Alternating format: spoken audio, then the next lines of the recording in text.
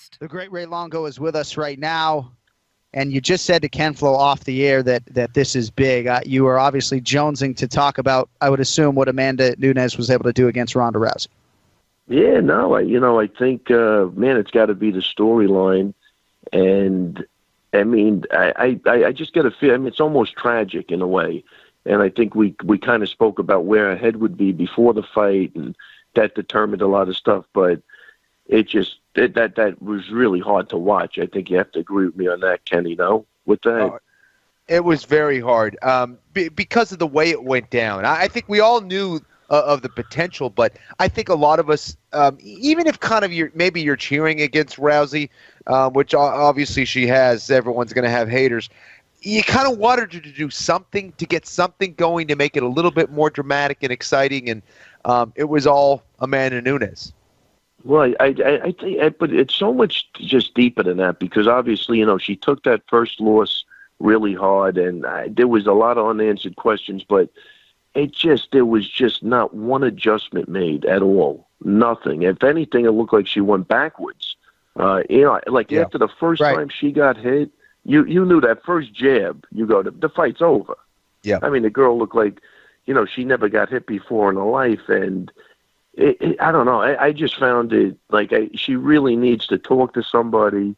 I think, her mother came out with a statement, and there's a couple of things I want to get to, because I think it's important even for her. But, her mother kind of came out with a statement that I agree with, but I think she was still taking shots at everybody. But she kind of said something to, the average person can't even wrap their head around what it's like to just focus on winning and dedicate your whole life to it and all.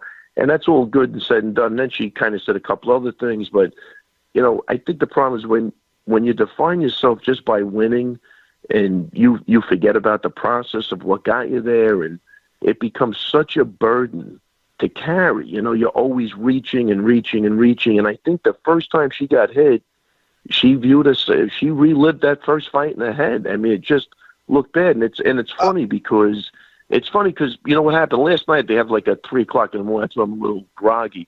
They had the McGregor Diaz 2 fight. And I got to tell you, man, first off, McGregor, he didn't go into hibernation after that loss. That was devastating for him. He does a lot of shit talking. No, he wanted the rematch. And he came into that fight. He added the leg kicks. That was an adjustment to slow the guy down. The first time he hit adversity, man, I saw that guy regrouping back to the corner, just in his head, trying to relax and just, stay in the moment. You know what I mean? And then his corner did a great job at saying, Conor, look, you've been here before. We've been here. They did a great job of keeping him there. And then, obviously he rallied back. I'm not even saying who won or lost that fight, but you could see there was a process that he wasn't really focused on winning. He was just focused on doing the best he could do. You know what I mean? And staying in there. And it was such a huge difference. When she got hit, it was like, wow, her world crumbled. For what? Ray, I couldn't agree more. I couldn't agree more because of how he took in the loss, and he faced it right off the bat, whereas Rousey went into hiding. And I totally get what you're saying. I think that was a huge factor. Yeah. How much of the factor, though, do you think is it bad coaching in her preparation, or do you think she had a flashback to her fight against Holm when she got hurt there? So I guess what I'm saying, is it her not able to execute, or is it bad coaching of her not improving in that fight against Nunes? Well, I got to tell you, there was definitely no improvement. I believe the girl's a super athlete. I think she's proven that. She got to the Olympics. She could do it. Not only that, I mean, she's tough, man. She took a beating. She never even hit the floor. So, like, when you get a girl that tough, I mean, add a little head movement in, add something. What about some wrestling takedowns? Was there any change in anything? There's a picture with Nunes hitting, and Nunes has a nice little bend in the legs. The hands are up. Rousey straight up in the air, squared up. I mean, it was, I don't know if it's not, I don't know if it's bad coaching. I don't want to attack the coach because, I'm a coach, but sure, something is really wrong. That's all I'm saying. There is something. I think the mother alluded to it, and I think we talked about it last week. Is that stuff over with? But I could tell you the mother definitely thinks that. And I don't know what kind of relationship is going on there, but That was a bad scene. That was a really bad scene, man. And you're talking about a girl that really struggled after the first loss, and I don't give a shit. You have suicidal thoughts or something. All the money in the world doesn't mean a fucking thing to me. You know what I mean? Right. And that's the tragedy to me, is that people did make money off of it. Look, it's the fight game, and that's what you're supposed to do. But I got to tell you, man. Somebody's really got to talk to her. There's nothing good coming out of this. I would have loved to seen her grab that microphone after the fight and say, "Listen, sorry, man, I tried. Nunes was the fighter tonight. Just give me something." But she didn't even make an adjustment there. Forget about making an adjustment with the technical. Right. She didn't even make an adjustment there where she could have, I think, regrouped and won everybody over. Nobody. I watched the fight with people that were rooting for her. You know what I mean? It's not like people were against her.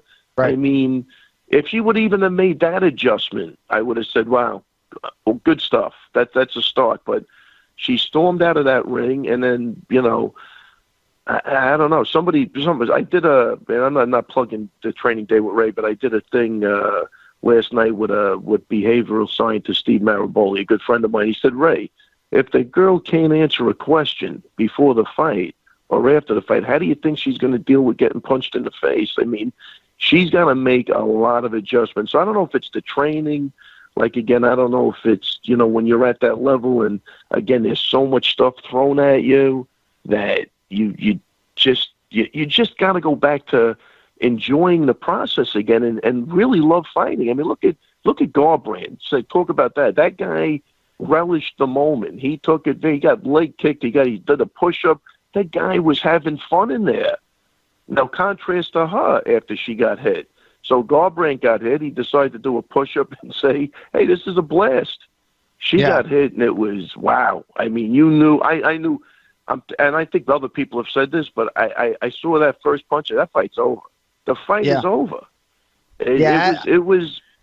Yeah, go ahead. So I don't want to ask you if you think she's going to fight again, because I know you probably don't know, but John Jones has suggested maybe aligning herself with a bigger camp and leaning on some of the camaraderie that comes with training with several other UFC fighters might be something that helps her going forward. I mean, we don't want to levy too much criticism at the coach because there's still a lot of unanswerable questions, but if you are in that Rousey inner circle and she heeds your advice, what is it?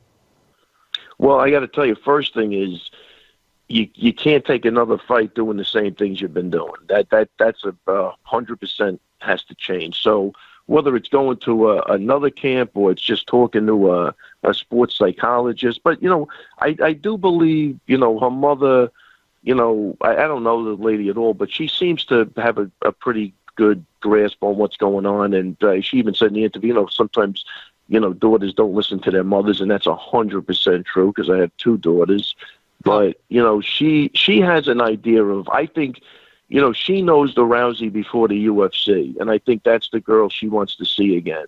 Right. You know what I mean? A girl that really enjoyed the process of focusing on a goal. You know what I mean? I think that's what she needs to do. Now, if she has to get other people around her to accomplish that, that's what she has to do. So, but I think her mom knows who she is, and I think it was really heartfelt, for her daughter, and I think that's what I grasped out of that article. But she's in another league now. This isn't pre-Olympics. This is, post-Olympics with Hollywood and TV commercials and a lot of money and, a lot of hanger-oners, people telling her what she does. I mean, let me tell you something, man. I've been. It's not like I'm talking from inexperience because, when Chris lost, man, I mean, it was devastating. I mean, it really was. It was devastating. But he's got such a great support system.